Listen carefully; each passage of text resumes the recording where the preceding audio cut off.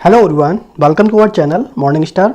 आज है 27 सितंबर और हम लोग फुल पत्ती वाली क्लास का रिवीजन करेंगे। आज की क्लास में हम लोग 10 महत्वपूर्ण प्रश्नों का रिवीजन करेंगे जो कुमार गौरव सर द्वारा कराए जाते हैं।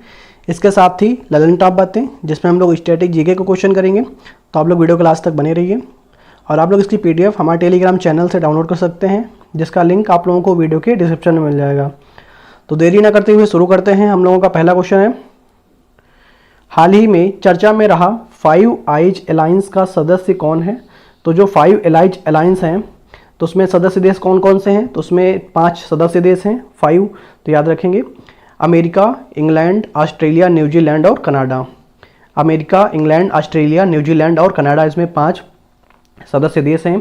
तो याद रखेंगे जो इनका ग्रुप है वो जो है खुफिया इंटेलिजेंस यानी साझा करता है। तो याद रखेंगे जो भी हाल ही में हरदीप सिंह निज्जर जो खालिस्तान का समर्थन कर रहे थे, कनाडा के जो रहने वाले थे, वो जो है भारत ने जो है इन्हें आतंकवादी घोषित किया था। तो याद रखेंगे जो इसमें रिपोर्ट जो जानकारी साझा की थी वो जो है 5 अलायंस ग्रुप के द्वारा ही साझा की गई थी। तो याद रखेंगे जो कनाडा के प्रधानमंत्री हैं वो कौन है, तो जस्टिन ट्रूडो हैं। तो इनके बारे में भी याद रखेंगे। तो ये ग्रुप इंपॉर्टेंट है, इसके बारे में याद रखेंगे और इसमें जो सदस्य देश हैं वो याद रखेंगे 5 आइज अलायंस में। आगे देखते हैं ललन टॉप बातें। यूएनओ, तो यूएनओ की स्थापना कब होती है, 24 अक्टूबर 1945 को यूएनओ की स्थापना होती है।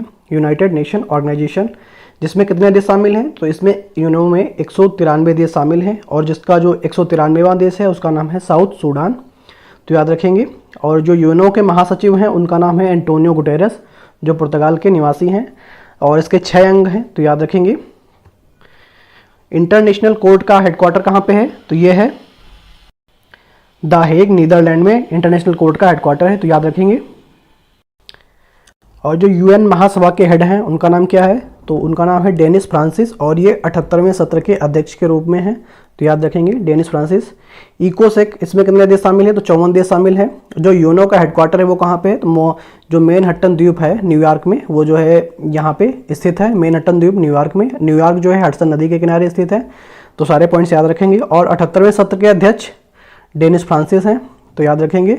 और भारत की तरफ से स्थायी प्रतिनिधि जो यूएनओ में है वो कौन है, तो रुचिरा कंबोज हैं। तो ये भी याद रखेंगे। आगे देखते हैं, अगला क्वेश्चन देखते हैं। 19वें एशियाई खेलों में भारत ने किस खेल में 41 वर्षों के बाद स्वर्ण पदक जीता है। तो जो अभी 19वें नंबर के एशियाई खेल हुए हैं तो इसमें जो है भारत ने 41 वर्ष के बाद जो है एक स्वर्ण पदक जीता है। तो वो किस में जीता है, तो वो जो है घुड़सवारी में 41 साल के बाद जो है स्वर्ण पदक जीता है। किसने किसने जीता है, तो अनुष, हृदय, दिव्यकीर्ति और सुदीप्ति ने जो है इसमें गोल्ड मेडल प्राप्त किया है। तो याद रखेंगे इनके नाम, अनुष, हृदय, दिव्यकीर्ति और सुदीप्ति।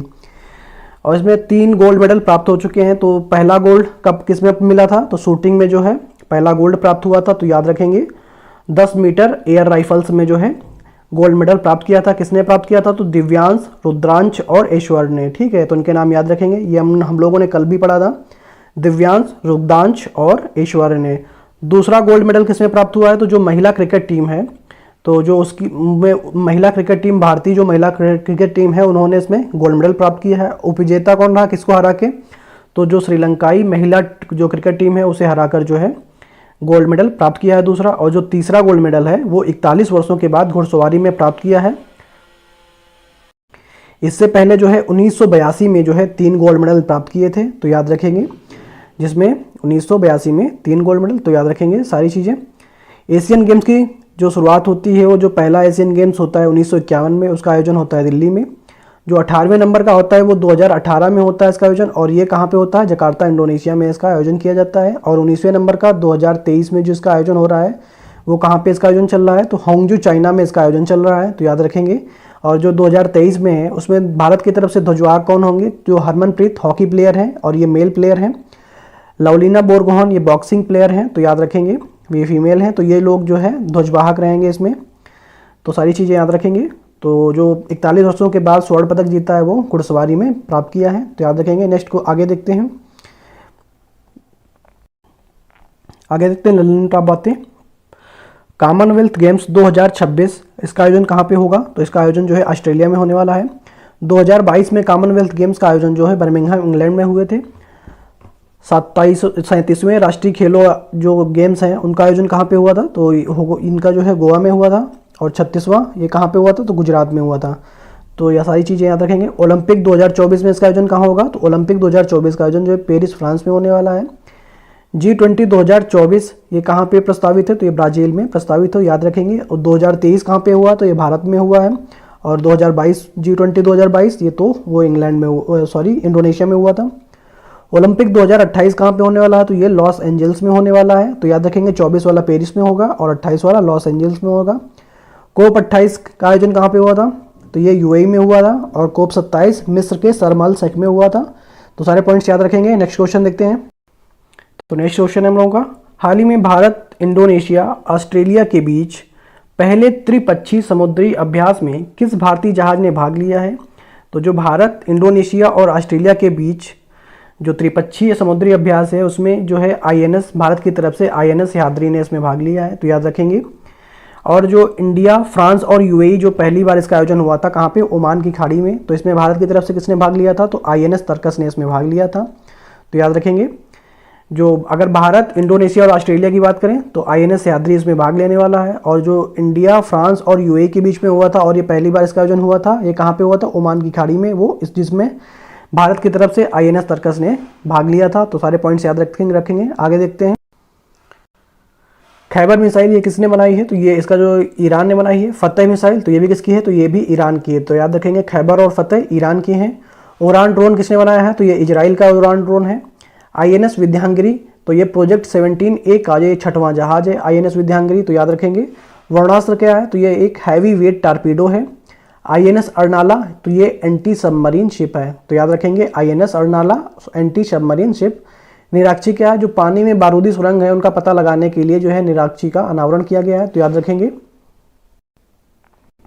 प्रतिवर्ष विश्व पर्यटन दिवस कब मनाया जाता है, तो विश्व पर्यटन दिवस जो है 27 सितंबर को मनाया जाता है। और इसकी शुरुआत कब से होती है, तो 27 सितंबर 1980 से जो है विश्व पर्यटन दिवस मनाने की शुरुआत होती है।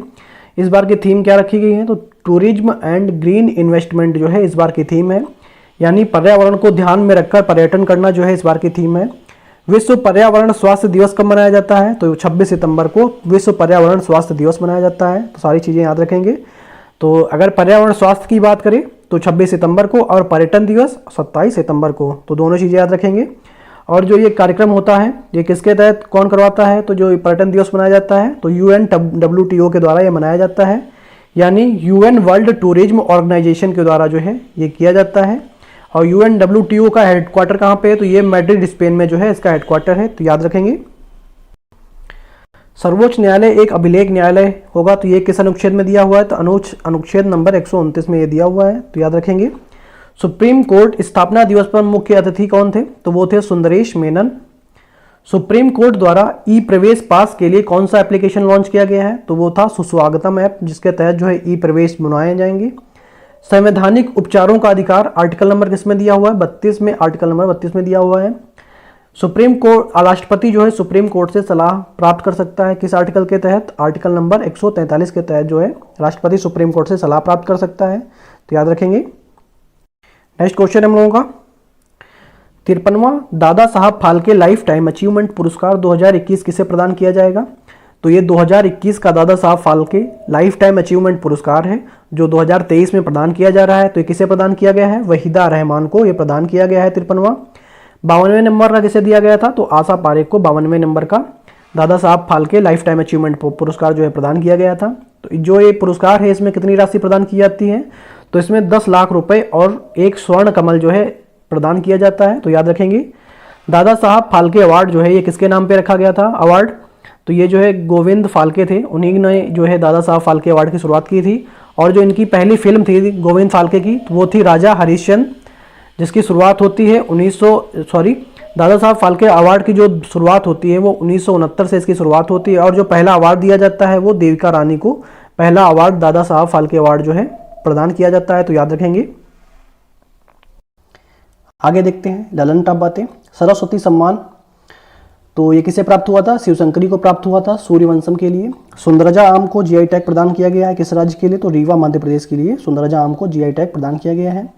व्यास सम्मान ज्ञान चतुर्वेदी को प्रदान किया गया है किस उनके उपन्यास पागलखाना के लिए। प्रित्जर आर्किटेक्चर पुरस्कार ये किसे प्रदान किया गया है, तो डेविड चिपरफील्ड को प्रदान किया गया है। तो याद रखेंगे। नेक्स्ट क्वेश्चन हम लोगों का, हाल ही में नई दिल्ली में प्रारंभ भारत की पहली ग्रीन हाइड्रोजन फ्यूल सेल बस किसने विकसित की है? तो नई दिल्ली में ये प्रारंभ की गई है भारत की पहली ग्रीन हाइड्रोजन फ्यूल सेल बस। तो ये किसने प्रारंभ की है? तो ये जो है इंडियन ऑयल कॉर्पोरेशन लिमिटेड के द्वारा जो है प्रारंभ की गई है। तो याद रखेंगे IOCL के द्वारा जो है प्रारंभ की गई है। जो इसका जो है फ्यूल का निर्माण जो है वो कहाँ पे होगा? तो फरीदाबाद हरियाणा में जो है इसका फ्यूल का निर्माण होने वाला है। इसको शुरुआत किसने किया है? तो ये योजना जो शुरू की गई है, ये फ्यूल सेल बस, ये किसके द्वारा शुरू की गई है? तो हरदीप सिंह पुरी के द्वारा जो है शुरू की गई है, जो पेट्रोलियम और नेचुरल गैस मिनिस्टर हैं। तो याद रखेंगे। और जिसका निर्माण कौन कर रहा है? तो इंडियन ऑयल जो है इसका निर्माण कर रहा है। तो याद रखेंगे। आगे देखते हैं, AIFF पुरुष फुटबॉलर ऑफ द ईयर पुरस्कार किसे प्राप्त हुआ है? तो लाली जुआला छांगटे को जो है पुरुष फुटबॉलर के रूप में जो है पुरस्कार प्राप्त हुआ है। साल्वेक्स अभ्यास किसके मध्य होता है? तो भारत और अमेरिका के बीच में साल्वेक्स अभ्यास होता है। थ्रेड्स अब किसके द्वारा लॉन्च किया गया? तो मेटा के द्वारा लॉन्च किया गया है। G20 2024 का इसका आयोजन कहाँ होगा? ब्राज़ील में। और 2022 में इंडोनेशिया में हुआ था। 2023 में कहाँ हुआ हो रहा है? तो ये भारत में हो रहा है। EPR क्रेडिट पाने वाला देश का पहला नगर निकाय कौन सा है? तो वो है इंदौर। तो सारे पॉइंट्स याद रखेंगे। नेक्स्ट क्वेश्चन देखते हैं, हाल ही में प्रारंभ चैटन जलविद्युत संयंत्र परियोजना का संबंध किससे है? तो जो चैटन जलविद्युत संयंत्र परियोजना है इसका संबंध जो है सिक्किम राज्य से है। तो याद रखेंगे ये योजना कहाँ शुरू की गई है? तो सिक्किम के मंगन जिला में जो है ये योजना शुरू की गई है। और जो ये जलविद्युत संयंत्र है ये कहाँ पे स्थापित किया गया है? तो 8000 फीट ऊंचाई पर जो है स्थापित किया गया है। तो याद रखेंगे सिक्किम के मंगन जिले में। सिक्किम के CM कौन है? तो वो हैं प्रेम सिंह तमांग, यहाँ के जो चीफ मिनिस्टर हैं। और जो ये जलविद्युत संयंत्र है इसकी क्षमता कितनी बनाई गई है? तो 3 मेगावाट की जो है इसकी क्षमता बनाई गई है। अब मेगा में कितने होते हैं? तो 10 की पावर 6 जो है मेगा में होते हैं, यानी कि 3 गुणे 10 की पावर 6 जो है वाट की जो है ये परियोजना बनाई गई है। टाइप ये किस प्रकार का है? तो रन ऑफ रिवर प्लांट, यानी कि जो नदियां हैं उनको रोक के जो है ये जो है जलविद्युत संयंत्र बनाया गया है। किस नदी पे बनाया गया है? तो चांगयायु नदी पर जो है ये परियोजना जो है स्थापित की गई है। तो याद रखेंगे। आगे देखते हैं सिक्किम के बारे में कुछ महत्वपूर्ण तथ्य देखते हैं। सिक्किम में जो है भारत का हिस्सा कब बना? तो सिक्किम जो है भारत का जो हिस्सा बना वो 36वां संविधान संशोधन 1975 के द्वारा सिक्किम जो है भारत में शामिल किया गया। सिक्किम में विधानसभा सीटें कितनी हैं? तो सिक्किम में जो विधानसभा सीटें हैं 32 सीट हैं वहाँ पे। और यहाँ के जो राज्य के जो मिनिस्टर हैं वो जो है विधानसभा, जो यहाँ की राज्य में जो है मिनिमम सबसे कम यहाँ पे विधानसभा की सीटें हैं। तो ये भी याद रखेंगे। सबसे अधिक विधानसभा सीटें कहाँ हैं? आप लोग कमेंट करके बताएंगे। तो इसमें विधानसभा सीटें कितनी हैं? तो 32 हैं। और जो सिक्किम राज्य है इसलिए जो है सबसे कम यहाँ पे विधानसभा की सीटें हैं। जनसंख्या में ये जो है सिक्किम राज्य का कौन सा स्थान है? तो ये लास्ट में है सबसे। तो सबसे कम जनसंख्या कहाँ पे है? तो सिक्किम राज्य में है। और सबसे अधिक कहाँ पे है? तो उत्तर प्रदेश में सबसे अधिक जनसंख्या है। राष्ट्रीय उद्यान के बारे में देखते हैं। तो सिक्किम में जो राष्ट्रीय उद्यान है कौन कौन से हैं? तो कंचनजंगा राष्ट्रीय उद्यान है जो यूनेस्को की विश्व धरोहर सूची में शामिल हो गया है। तो याद रखेंगे कंचनजंगा राष्ट्रीय उद्यान। और ये एक मिश्रित जो है विश्व विरासत सूची में शामिल हुआ है। यहाँ पे दर्रे कौन से हैं सिक्किम में? तो नाथुला दर्रा और जैलेपला दर्रा जो है सिक्किम में स्थित हैं। तो याद रखेंगे सारे पॉइंट्स। आगे देखते हैं, अगला क्वेश्चन देखते हैं, मोटो जीपी भारत 2023 के विजेता कौन है? तो जो मोटो जीपी का आयोजन हो रहा है भारत में उसके विजेता कौन बने हैं? तो मार्को बेजेची जो है इसके विजेता बने हैं। और ये इटली के निवासी हैं। तो याद रखेंगे मार्को बेजेची। और जो ये मोटो जीपी रेस चल रही है इसका जो है पहली बार आयोजन जो है भारत में हुआ है। भारत में कहाँ पे? उत्तर प्रदेश के नोएडा जिले के बुद्ध सर्किट में जो है इसका आयोजन किया गया है। तो याद रखेंगे उत्तर प्रदेश के नोएडा जिले के बुद्ध सर्किट में इसका आयोजन किया गया है। जिसका टाइटल स्पॉन्सर कौन बना है? तो इंडियन ऑयल इसका जो है टाइटल स्पॉन्सर बना है। जो ये मार्को बेजेची हैं ये किस टीम से खेलते हैं? तो जो मोनी VR46 टीम से ये खेलते हैं। तो याद रखेंगे मोनी VR46। आगे देखते हैं, ग्लोबल फायर पावर इंडेक्स में भारत की रैंक कौन सी है? तो भारत की रैंक है इसमें चौथी रैंक। तो याद रखेंगे भारत की रैंक इसमें कौन सी है? तो चौथी है। जिसमें पहले स्थान पे कौन है? तो पहले स्थान पे है अमेरिका, दूसरे स्थान पे है रसिया और तीसरे स्थान पे कौन है? तो तीसरे स्थान पे है चाइना। तो याद रखेंगे। और ये जो है क्वाड में कौन से देश शामिल होते हैं क्वाड और मालाबार अभ्यास में? तो ये चारों देश इसमें शामिल होते हैं जो फायर पावर इंडेक्स में है, अमेरिका, रूस, चाइना और भारत। IIT मद्रास का ऑफशोर कैंपस कहाँ बनाया जाएगा? तो ये तंजानिया में बनाया जाएगा। चंद्रयान 3 किस व्हीकल के द्वारा लॉन्च किया गया? तो LVM-3 M4 के द्वारा इसे लॉन्च किया गया है। इसका अन्य नाम क्या है? बाहुबली है। समुद्री क्षेत्र में सटीक नेविगेशन के लिए कौन सा प्रणाली लॉन्च की गई है? तो सागर संपर्क प्रणाली जो है लॉन्च की गई है, तो याद रखेंगे। नेक्स्ट क्वेश्चन देखते हैं। हाल ही में जापानी कंपनी यूनिक्लो ने किसे भारत में अपना पहला ब्रांड एम्बेसडर बनाया है? तो जो जापानी कंपनी यूनिक्लो है उसने भारत में जो पहला ब्रांड एम्बेसडर बनाया है, किसे बनाया है? तो वो कैटरीना कैफ को ब्रांड एम्बेसडर बनाया है अपना, तो याद रखेंगे यूनिक्लो ने कैटरीना कैफ को बनाया है, तो याद रखेंगे। और ये एक कपड़े की कंपनी है जिसने जो है कैटरीना कैफ को ब्रांड एम्बेसडर बना दिया है, तो याद रखेंगे। आगे देखते हैं। तो इंडियन ऑयल का ब्रांड एम्बेसडर किसे बनाया गया है? तो सेफ संजीव कपूर को जो है इंडियन ऑयल का ब्रांड एम्बेसडर बनाया गया है। BPCL का ब्रांड एम्बेसडर राहुल द्रविड़ को बनाया गया है। प्योर फॉर श्योर कार्यक्रम के तहत ये बनाया गया है। महाराष्ट्र का स्माइल एम्बेसडर किसे बनाया गया है? सचिन तेंदुलकर को बनाया गया है। और चुनाव आइकन के रूप में चुनाव आयोग के द्वारा चुनाव आइकन के रूप में सचिन तेंदुलकर जो है बनाए गए हैं चुनाव आइकन। इन्फोसिस में मेल ब्रांड एम्बेसडर कौन है? तो राफेल नडाल बनाए गए हैं। फीमेल में ईगा स्वेटेक जो है फीमेल ने ब्रांड एम्बेसडर बनाई गई है इन्फोसिस की, तो ये भी याद रखेंगे। हाल ही में चर्चा में रही चाक परियोजना का संबंध किससे है? तो जो चाक परियोजना है उसका संबंध जो है छत्तीसगढ़ राज्य से है। ये किस संबंध में ये योजना शुरू की गई है? तो एजुकेशन रिफॉर्म के लिए जो है शिक्षा में सुधार लाने के लिए चाक परियोजना जो है शुरू की गई है, तो याद रखेंगे। और इसमें हेल्प कौन कर रहा है? तो इसमें भारत सरकार और वर्ल्ड बैंक जो है इसमें हेल्प करने वाले हैं ये योजना शुरू करने में, ठीक है। छत्तीसगढ़ राज्य के लिए जो है भारत सरकार और वर्ल्ड बैंक इसमें हेल्प कर रही है। तो इसमें ये लोग कितना लोन ले रहे हैं वर्ल्ड बैंक से? तो 2500 करोड़ जो है इसमें लोन लेने वाले हैं। वर्ल्ड बैंक इसमें मंजूरी प्रदान कर दी है, जिसमें इन्होंने भारत सरकार से जो है अपना इंडियन गवर्नमेंट ने जो है इसे जो है परमिशन प्रदान कर दी है, तो याद रखेंगे। तो ये जो है 2500 करोड़ रुपए जो है इसे ले रहे हैं, तो याद रखेंगे। नेक्स्ट क्वेश्चन देखते हैं। एशिया की सबसे लंबी नदी कौन सी है? तो वो है यांगटीसी कांग नदी है। ये चाइना की नदी, ये चाइना में पड़ती है, तो याद रखेंगे। अगला देखते हैं। पृथ्वी के फेफड़े किसे कहा जाता है? जो अमेजॉन के वर्षा वन है उन्हें जो है पृथ्वी के फेफड़े के रूप में जानते हैं। नेशनल वाटरवे 2 ये किस नदी में से निकला हुआ है? तो ब्रह्मपुत्र नदी सादिया से धुबरी तक जो है नेशनल वाटरवे 2 जो है निकला हुआ है। मकर रेखा को 2 बार काटने वाली नदी कौन सी है? तो वो है लिम्पोपो नदी। भूमध्य रेखा को 2 बार काटने वाली नदी तो वो है कांगो नदी। और कर्क रेखा को 2 बार काटने वाली नदी है माही नदी। तो सारे पॉइंट्स याद रखेंगे। नेक्स्ट क्वेश्चन देखते हैं। तो हम लोगों का लास्ट क्वेश्चन है। जाम्बिया में 4,76,000 वर्ष पुरानी लकड़ी की संरचना के अवशेष प्राप्त हुए हैं, तो याद रखेंगे 4,76,000 वर्ष पुरानी लकड़ी की संरचना के जो है अवशेष कहाँ पे प्राप्त हुए हैं? तो जाम्बिया में प्राप्त हुए हैं, तो याद रखेंगे।